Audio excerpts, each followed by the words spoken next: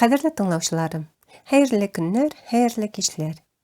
Казан әүлиясе дип аталган повестымны укуны дәвам итәм. Рәхим итеп тыңлагыз. Мазһар мәчеттә хәтер сандыгына салып барган энҗе бөртекләрен кадерләп кагаз битенә тезде. Менә 1951 елның 9 ноябрендә җомга намазында тыңлаганнары. Түбәндәгеләрне язып куйды. Эй, җәмәгати муслимин, Бакара сүрәсе 261 аят. Аллаһ юлында малларын сарыф иткәннәрнең үрнәге 7 башак биргән бер орлык кебектер. Һәр башакта 100 орлык бардыр. Аллаһ теләгәненә тагын да күбрәк бирер. Аллаһ васыйдыр һәм һәр нәрсәне белер. Бу аят шуны аңлатадыр. Инсаннар һәр кылган хәерле эш өчен 700 бүләк алыр. Пәйгамбәр әфәндебез бер хәдис шәрифендә бу бүләкне 2 миллионга чыгара. Бер аятында Аллаһ боерыр ки: Зумара сүрәсе 10 аят. Сабыр итүчеләргә, сабырга таянып гамәл эшләгәннәргә хисапсыз әҗерләр бирелер. Бер хәдис шәрифтә Аллаһ алдында иң кыйммәтле гамәл бер мөэминне шатландыру, бер авырлыгын юкка чыгару, карынын туйдыру, бурычын юкка чыгарырга ярдәм итү диелгән.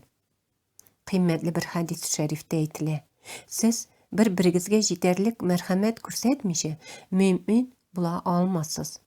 Сораганнар: Я Расулла, без күрсәтмибезме?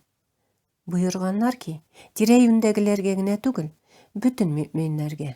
Мәрхәмәтнең бик күп файдалары бардыр. Мәрхәмәтле булган калп, йөрәк бик нечкә, нәзакәтле булган калптыр.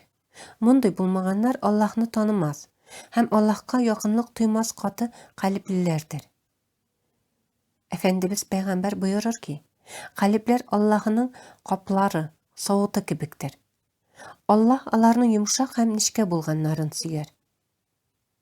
Илаһи муллыкны, байлыкны эшләрендә саклаганга күрә, калпне бер савытка ошата.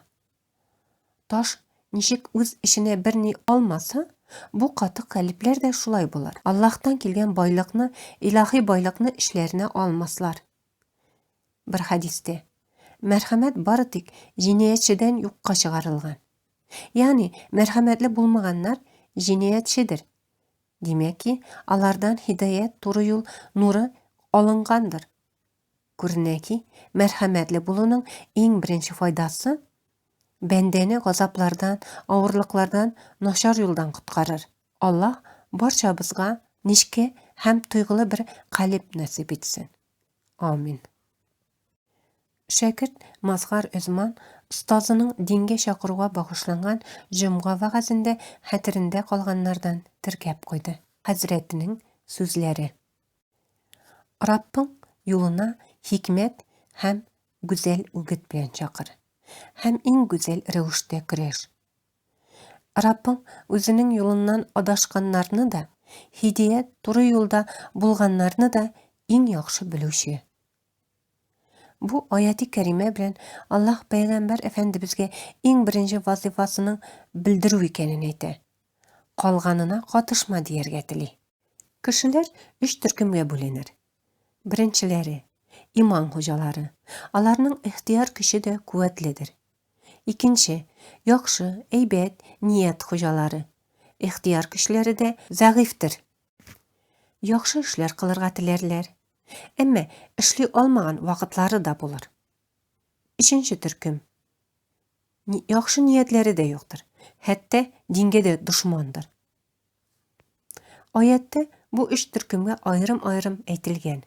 Беренче төркемдәгеләрне хикмәт белән чакыр диелгән. Бу кешеләр хикмәт белән коралланганга күрә, тормышлары мәңгелек хаятның бер өлеше булыр. Һәр ике якта, тарафта насыйплары артыр. Аларга хикмәтне өйрәнү өчен җәмгыятьнең эчендә калу һәм кешеләрнең насихатларын тыңлау шарт түгел. Булар тау башында ялгыз булсалар да, таулардан, ташлардан, кошлардан, бүреләрдән хикмәт алырлар. Ягъни Аллаһ бу хикмәтне аларга бирер. Бу Аллаһның бер хикмәтедер, бер рәхмәтедер. Моңарга сәбәп булганнар да насыбын алыр. Икенче төркемне исә гүзәл үгетле.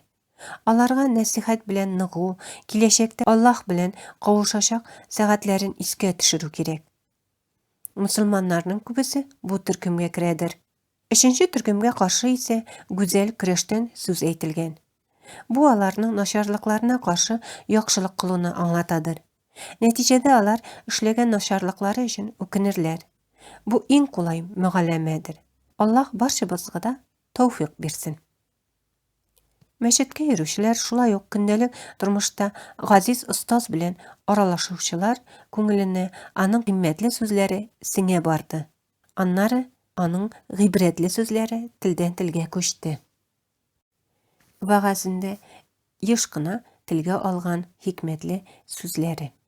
Бу эшнең Аллаһ юлының башы Аллаһны яратудыр. Аллаһка ихтияҗыбыз булмаган вакыт һәм халәт юктыр. Моны ваемсызлыктан хис итмибез. Ислам баштан ук җаваплылык һәм бурычтыр. Аңардан кача алмыйбыз. Ярый дияргә өйрәнергә кирәк. Факирлек ике төрледер. Аллаһка бәйле факирлек, ягъни ихтияҗыңны, кирәгеңне Аллаһтан көтү. Бәхет мәхлукатларга бәйле факирлек, ягъни ихтияҗыңны, кирәгеңне мәхлукаттан көтү. Халакат. Дөньяга кирашы, ягъни арендашы буларак җирләш. Өй хуҗасы буларак җирләшсәң, китүе авыр булыр. Дөнья һәм ахирәт бары тик инсанга хезмәт итеп казанылар. Башка бер юл күрсәтелмәгән. Диннең нигезе фидакарьлектер. Һәр капка юк капка, бер капка һәр капка. Җафа якынайырга теләсәң, ераклашыр. Кадерле тыңлаучылар, повестьның дәвамы киләсе видеоларда.